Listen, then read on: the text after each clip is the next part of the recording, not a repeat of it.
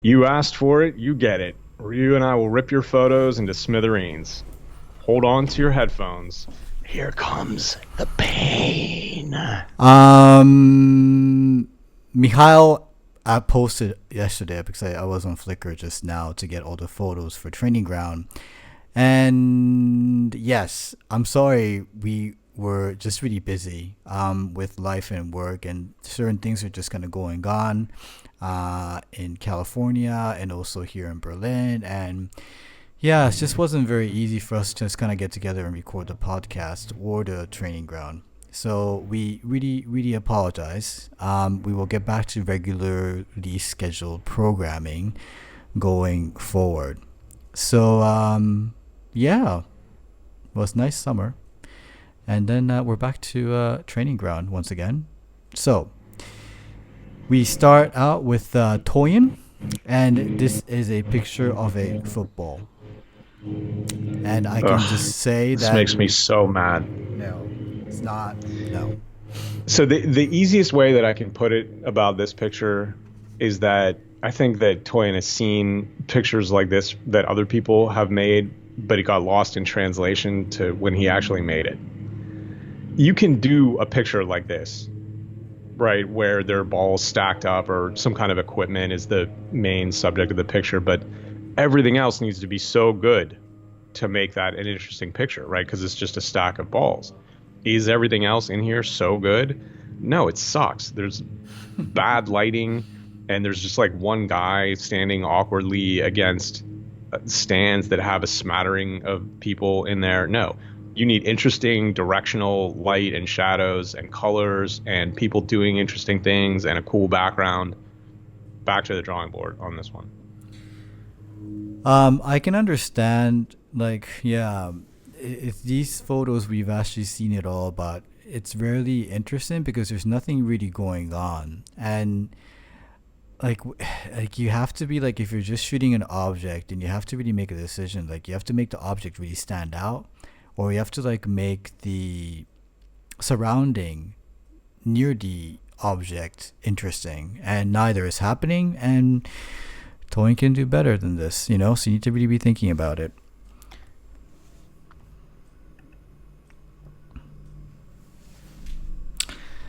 Fans. This is by Toyin again. I think it's kind of the thing is, like, you have to, when you're shooting fans, you have to key in on someone that's really will stand out from the crowd if you're gonna be doing just one fan amongst the crowd thing.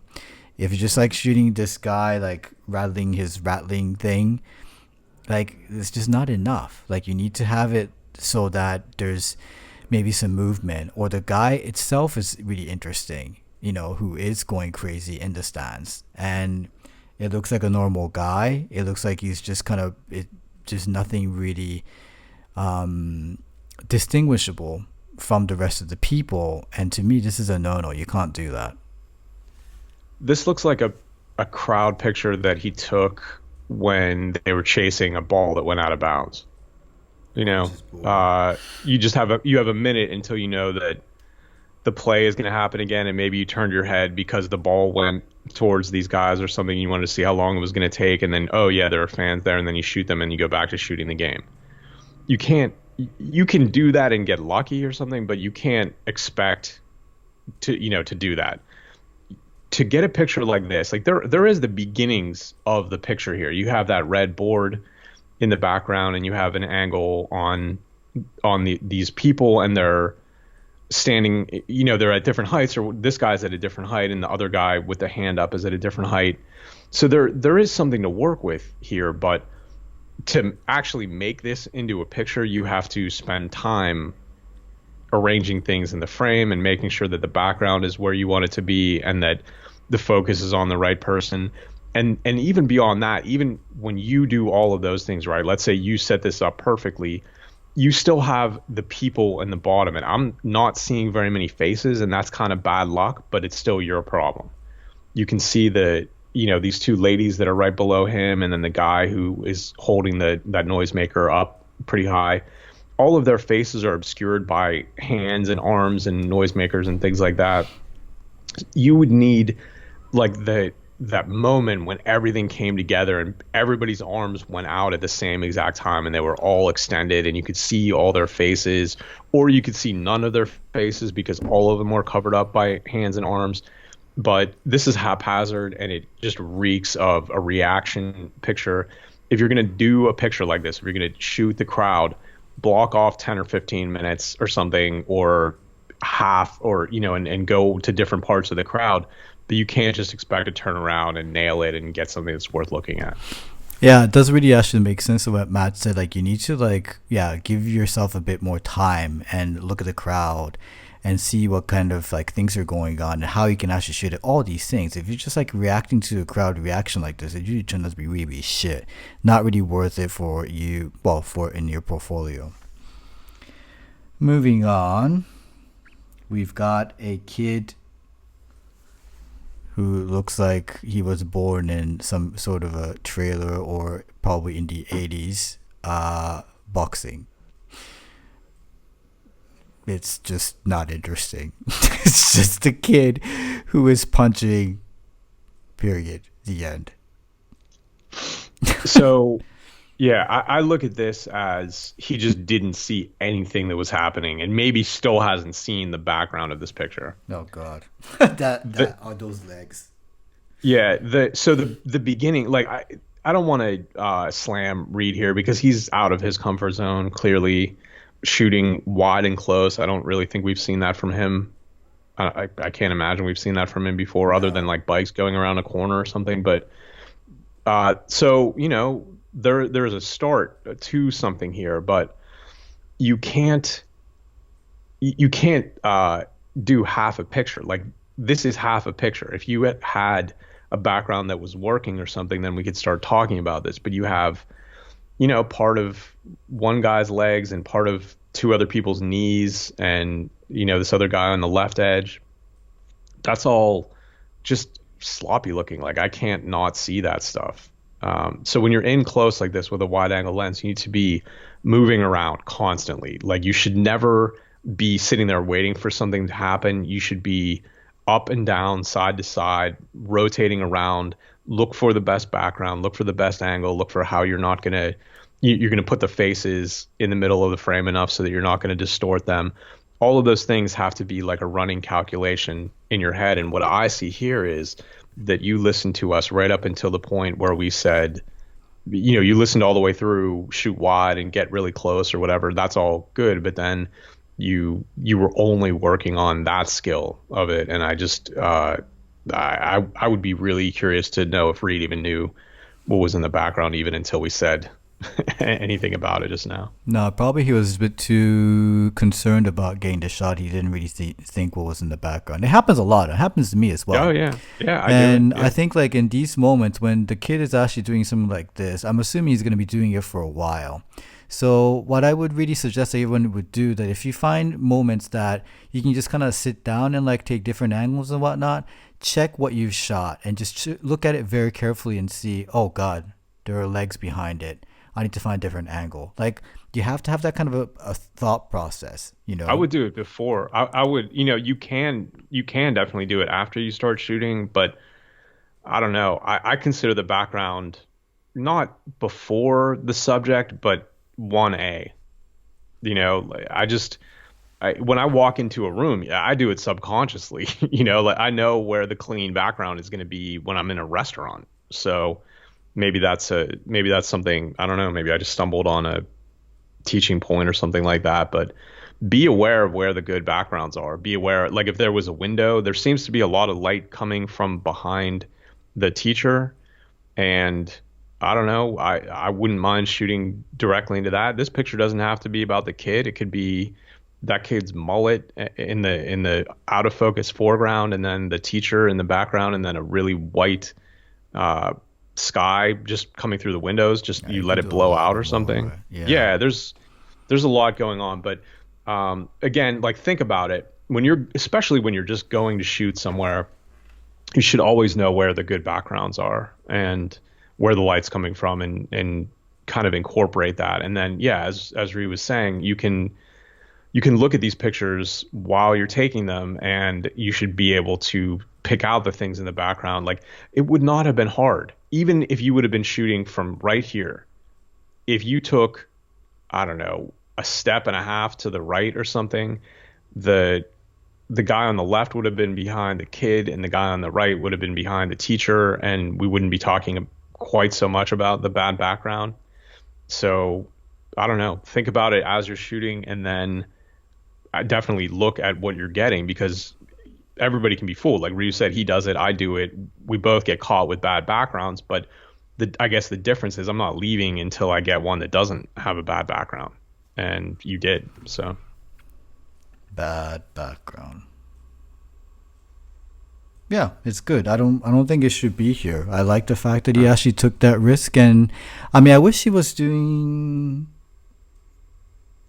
yeah, something a bit more, so I could kind of like see the hands a bit more. That would actually be good, you know. Yeah, I'm gonna nitpick because I think Kevin should be nitpicked at this point. yeah, He can do a lot, but I think, yeah, I wish it was like, you know, there are other moments you could actually see a bit more of the hand area, like, you know, just a bit more. But that's it, really. I don't, I used to feel bad about nitpicking, but nitpicking is just, criticism for people at a higher level, right? Yeah. It's all the same. So I don't really feel bad about that anymore. So my nitpick on this is the glove, right?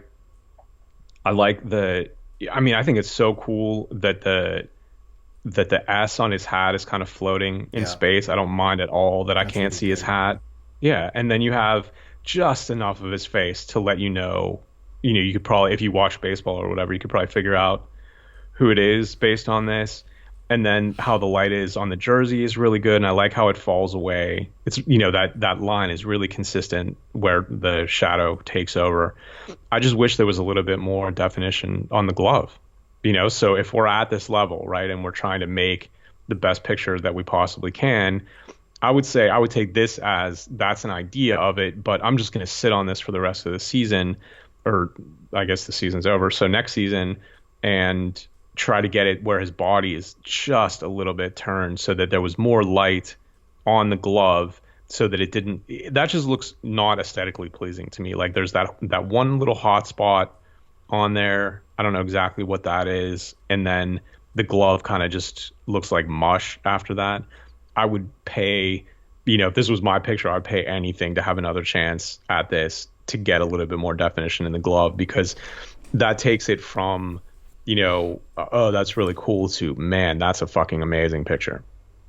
Yeah, it's just too mushy, you know. Just you can't like, if you don't know baseball, then you can't even like figure out like what the hell that big black mush is, and it's not really good when that comes to play. So think about it. I mean, it's something that like if you got a good light, and good slightly darker background during the day or the evening, this can't be replicated again. So if you can do this again, then yeah, definitely do it and see how it goes.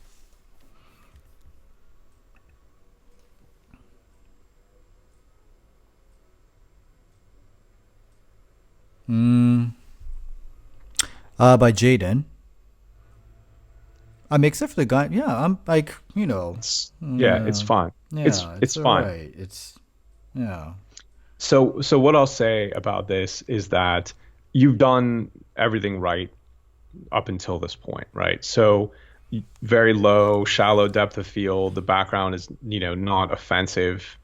And I don't mind the bullfighter in there because they're part of it. That is how this looks. You have the bullfighters around the bulls a lot. Like it's nice to get them separated and not have them in there, but or have them in there when they're really doing something. So having this guy standing in the background is not great, but it's also not a deal breaker. What you would want to see, I would want to see the rider not looking quite so much like he's getting ready to fall off.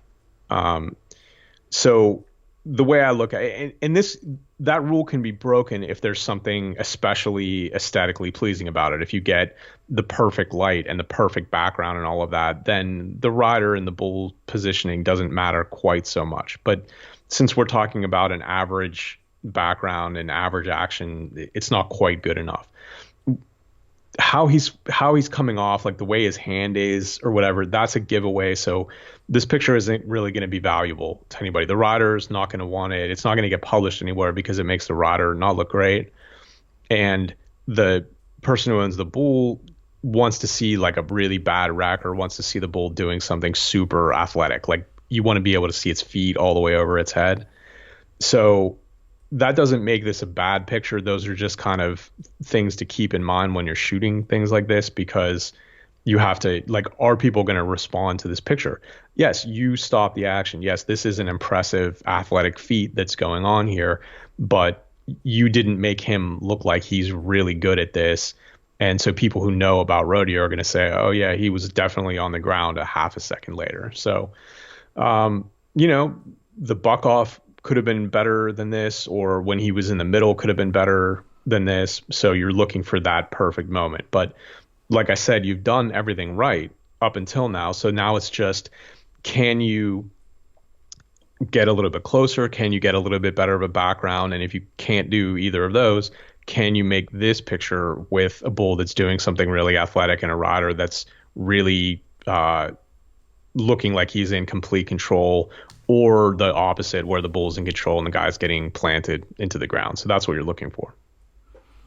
But I'm assuming like what he wanted, like the action that he wanted was the bull doing the big action thing, and wasn't really thinking about the guy. And you know, those two things are independent of each other, and sometimes it kind of all flows and looks absolutely beautiful. Sometimes it doesn't. I think it's one of those things that you have to, like, you know, be a bit lucky, you know, and shoot a lot, and hopefully everything's gonna be in sync and it's gonna look very beautiful. So yeah, If you shoot 3 or 4 rodeos or 3 or 4 bull ridings or whatever it is with, you know, this kind of setup or something, you're going to get good pictures out of it. It's just, you know, you will. It's just not, this isn't especially it. it's crooked in a bad way. So Yeah. I keep do it. You can't even, can you? No, you can't save it because you want the thing, the light in the back, and no, you can't save this one. So make sure when you shoot next time, try to make it as straight as possible. that's all I can say, really, because everything else is fantastic. You know. Yeah, it's you know, it's a bit unlucky, I guess, is really what it comes down to. And I run into this exact thing a lot, because you want to be able to shoot. So let's say, like, one of the things that I work on a lot relatively and have relatively little success doing is shooting bucking horses with my 85 1.4. And the reason is because it's not a very long lens, and you have to be pretty close, but these horses are moving very quickly. So they're going to go through the zone where you can get a good picture, where you're close enough to the action, but not too close that you're cutting off limbs. It's a very thin slice of the arena, right? They're only going to be going through there for one jump or something, or a jump and a half. And if they aren't, like, this is the horse is doing a good job here. The kicking above its head like that is good. The rider, you would want to see the boots higher up, like in the shoulders or the neck, not down, you know, in the belly of it. But that's the problem, is that if you're shooting with a fixed lens that only has, you know, a very small usable area, then the horse might not be bucking properly, or it might be so close that you need to turn and you get it out of off axis, and then you can't fix it because then you're losing parts of the frame. So yeah, shooting like that is high risk, because if that horse goes through that zone and doesn't do something perfectly, and the rider doesn't do something perfectly, then, you know, that's it for that ride, and that's the risk that you have to take. But you also have to do everything you can to get a picture while it's in that usable kind of zone, before it gets to the point where you can't rotate it, even because you'll be cutting off limbs. So, you know, the settings and everything, like the idea to shoot like this or whatever, all of that stuff is good. Like, between this picture and the last one, I think it's very clear that you're not just out there messing around. You've put some thought into this and you've worked some things out. But now is when you have to start looking at those really small details, like, is it straight, and does he have his boots in the shoulders, and um, I don't know, is the background the way it should be? And I think in this one it's fine. Like you can definitely not make out individual faces in the back, which is better than most rodeo pictures are right off the bat. So these are good starts, but you have to push yourself to get those last little details right. I mean, the one thing you can definitely do is shoot a bit wider, you know? So if you have to straighten things out, there is a chance for you can actually straighten it. Because it really is a shame. And also Well, the just problem the Mhm. problem is that the horses are unpredictable. If you were shooting wide and half the horses go the other way, you're not going to get any pictures of them at all. And I've done that. And I'm at the point right now where I shoot enough and I have clients that trust me enough that I can do that. But if you're trying to get better and you don't want to waste your opportunities shooting bucking horses, out in the arena with a 24 millimeter or something, or even a 50 or whatever, is I don't know that I would recommend that for somebody who's at this level, because that's the next step or something, but that's not like general advice for people who are just trying to get started. No, no, no, I'm just saying like you just slightly wider. I'm not saying wider, wider. So do you have a bit more chance of actually getting like if this is shot that this is like the kind of shot that you want, and hopefully like the horse and where you're lined up is going to be like this. I'm just saying like if you shoot a bit wide, because like me, for instance, like I wouldn't shoot it wider, but I wouldn't actually shoot it just focal length anyway, because I would just like find it. It's just like, well, Yeah, I'm guessing this is a so prime though. You don't think? Can you see if there's XF on this? it's Wow, 7200, so you can't go any Jesus, wider. So, that does not look like a 70 to 200. but in 70 millimeter as well, so you can't really go wider than that. So I mean, like Yeah. if you had actually, straighten it out in the first place, you wouldn't actually have to deal with any of these things. So when you move, just be very, very well aware how you're moving your lens, how you're moving your camera, and do practice actually. Like because when I started shooting football, I had a problem with straightening things out, and I was told by my boss that, man, you have to really watch out for this because you can't. There's only like so much you can straighten out when it's so crooked, because if you try to straighten things out, you cut a lot of things off. So yeah, and I did practice, and like I did practice. I was trying to be really, really aware of like how to straighten things out. Like we need, even if I'm in a hurry or when I'm actually feeling like, oh, I need to like really like make a snap decision, like I make sure that my cameras are just straight as possible. Sure, it's gonna get crooked sometimes, but it's usually I don't really have like a massive, like not like that problem anymore. So do We were just practice. we were just talking about this before we started recording today, and I'm still atrocious at making straight pictures. Yeah, so there you go. Moving on. Beautiful. Yeah, Reed. It's fantastic. yeah, It's a fantastic picture. yeah, It's everything lined up like yeah, perfectly, yeah, Brilliant, yeah, brilliant. It's yeah, really good. yeah. Yeah. So good job, Reed. Yeah. Yeah. Is it your kid, Phil? Is that what it is? Or is it I don't know. someone That's a else's pretty. kid? It's a pretty good expression on his face. It's Right. not quite. It's not quite enough to sustain an interesting picture for somebody who's not related to this kid. Um, but it's not a bad. It's not No, it's bad. not bad, but it's like, Yeah. yeah. So it's nice. That's all I can say. It's nice. Yeah. Not this one though. No, this is not. The same background picture, background problem as well. Like you have the Yeah. referee in the back, and I mean, like if it's this crazy, crazy action thing that like, whoa, look at that. I would say, okay, fuck it. Referee's in the background, yeah, whatever. But this, yeah, and it happens all the time. This type of stuff. So Yeah. You have to. It's like the Sports Illustrated situation where they will run back like I don't know, aesthetically not pleasing pictures of crazy moments. I don't know, for a while they had somebody who would run any picture where somebody's dreadlocks were flying around. If something like if they were both airborne and doing diving headers directly running into each other or something, then you can put up with the background and the ref or whatever. But when you have a bad background, something that distracts like this, that the people who are in the picture need to be doing bigger and bigger and bigger things to make up for that, and you don't have that here. It's just an awkward looking slide tackle, and honestly, it's not even timed right. Even if the background was fine, you still have this in between minute where we don't know exactly what's going on, and they're not looking. These guys both look like they don't know how to play at all at this point. So, yeah, you're back to the drawing board on this one. I mean, as far as like getting it in focus and freezing the action, okay, that's fine. But we're looking for more aesthetically pleasing, interesting pictures that draw you in and make you, like what's happening here, and we just don't have that at all. No.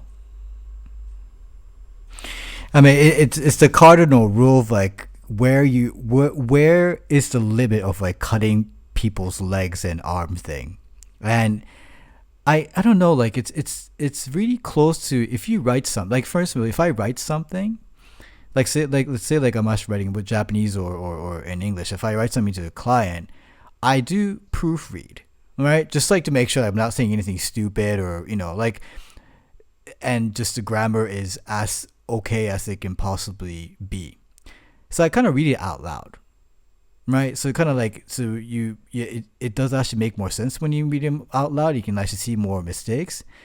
And to me, it's kind of like that. Like you have a look at the photo, right? Like you really do have a look at it. You're skipping through all your photos you've actually shot during a match, and just kind of going through, and you land to this one. Like, oh yeah, I like the guys. Like, he has a nice action thing going on. And then you look down, it's like, man, the legs cut in a really weird way. And maybe you'll just like press, like if it's photo mechanic, just like press once, just like kind of like, select it. And once your selection, like initial selection is over, then you go back again, you look at it, it's like, man, this looks really weird. The more and more I look at it, it looks really, really weird. I can't, this is a no-no. And that should be the case with this one. Like, I understand like the kind of logic that probably was going behind it, but you have to really see it and say, no, I can't. This is just bad. Like, it's just so awkwardly cut at the leg, and it's just not a good thing at all. It's terrible. It's really bad. Yeah, I don't know. I mean, yeah, it's not. There's not really any. I don't know. I like the I like the guy in yellow, the way his face and arm run down towards that guy looking backwards. And I wish that the guy on the right edge wasn't there, and then you could have just cropped this to those two guys' torsos or whatever, and I think it would have been kind of a cool, yeah. kind of like I don't know, what's the word I'm looking for? Like a yin yang kind of thing going on, just the way their bodies are. But I don't know, and there is something to this. Like there's no reason to stop shooting when things like this happen, because, like for example, I took a 300 to a hockey game the other night because I wanted to do some portraits and some real close in kind of stuff, and there were pictures that you could make like this where there were two faces and one was in focus and the other one was a little bit behind, and so it was out of focus. You could do some cool things with that, but not like this. Like you can't present it like this at all. Like the cutting off of the limbs, and then the guy on the right kind of just messes the whole thing up. So yeah, not good.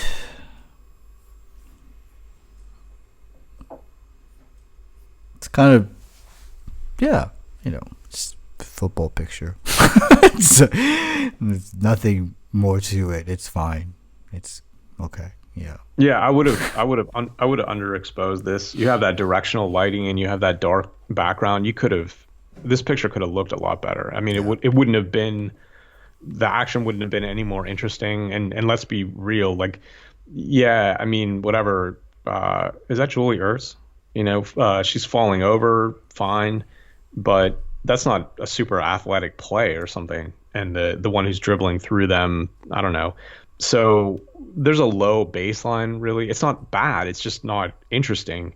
And when I'm looking at this picture and I see that really directional light coming in there and the background that could be like significantly darker than it is, I would have done that. This would have been a way more interesting looking picture. Yeah. It's like you kind of have to, like, at that point, take a bit of risk and do something a bit more different because, you can, it's a shame, because it is, you have the shadows there and you have the light, so that means you could actually do something a bit more interesting. Yeah. What the fuck is No. that? Oh no no no. Dear Okay. God.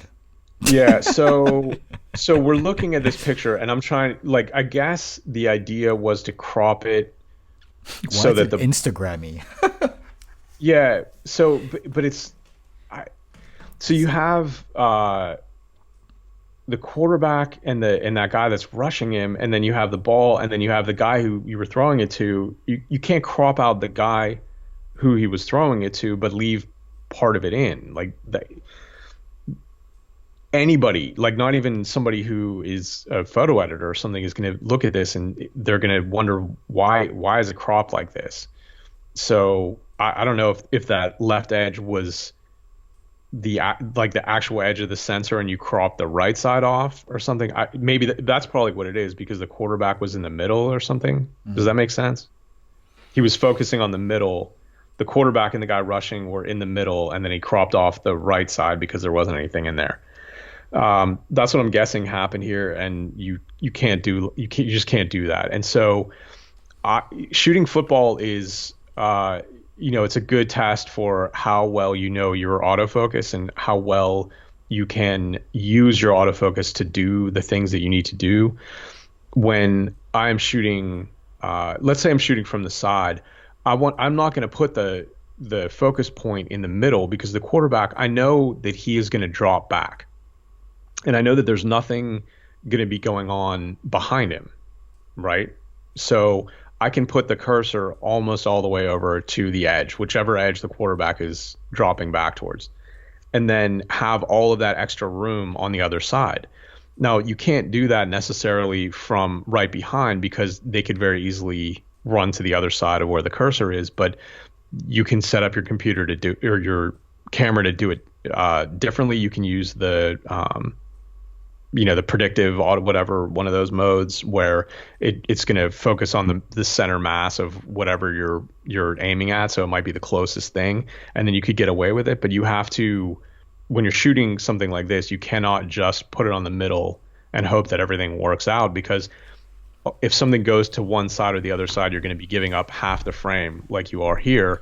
So this picture, the cursor really ideally should have been on the right edge, and then you would have the quarterback and the guy rushing and who he's throwing to. But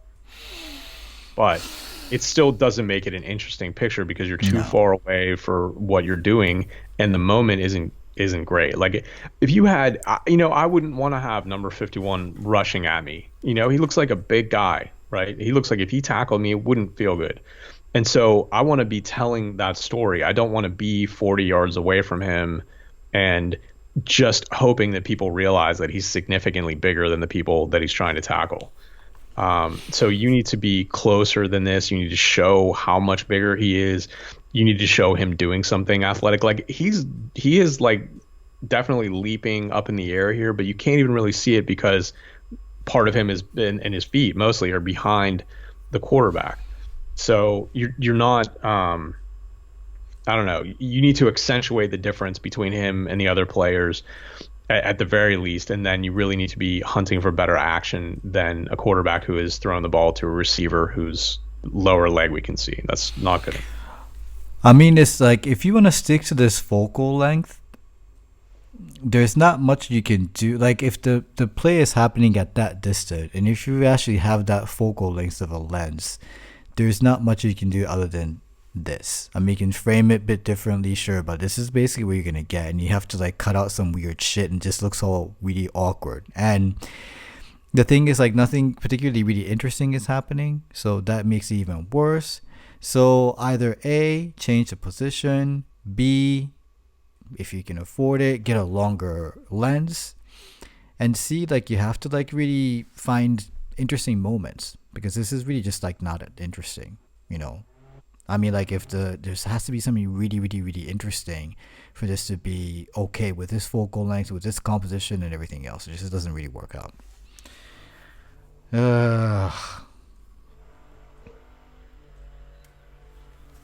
I think it's the good expression award, but And that's this is about it.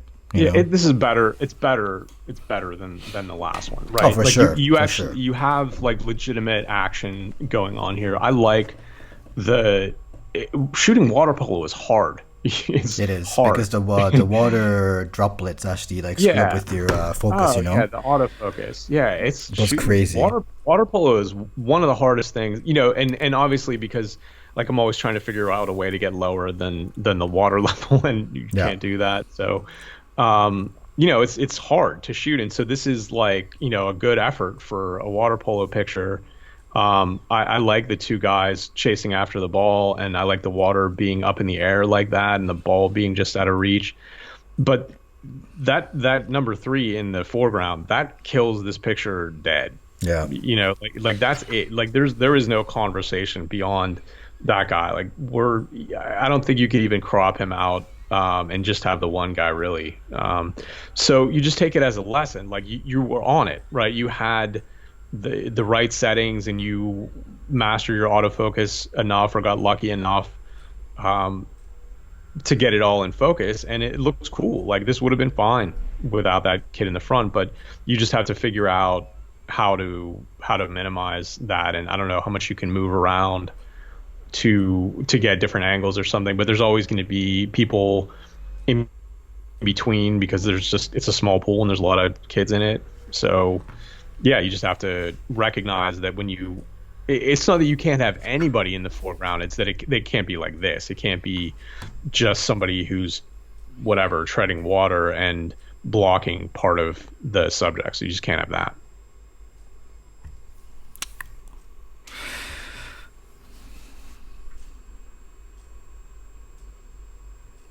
I don't know what's going on, and that's the problem. Like blurry photos, I love it. It's great. It's exciting, but you kind of have to like show the people who are looking at it, like tell us like what the hell's going on. I mean, it could look beautiful, but like you kind of have to like be able to guess what's going on like very quickly. Yeah? Like not like I have to like think for like 5 minutes, like looking at the photo, thinking, is it this, is it that? Like it has to be like, oh yeah, that's what's going on, and it looks beautiful and it's great.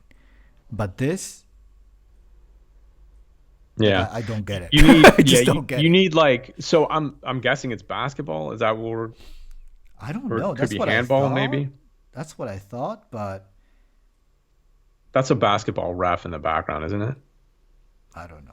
And See, anyway, you exactly, need like exactly what we're you saying. need That some yeah, you need some kind of identifying context, thing. Whether context. whether it's a ball, it doesn't even have to be the ball. It could be if it was a football picture and you could see a face mask or you just need something. You need something to be able to tell you what's going on. I don't like that number one's head is completely cut off somehow. I don't know how that happened, but I don't like that at all. It's I don't know, not aesthetically pleasing to me.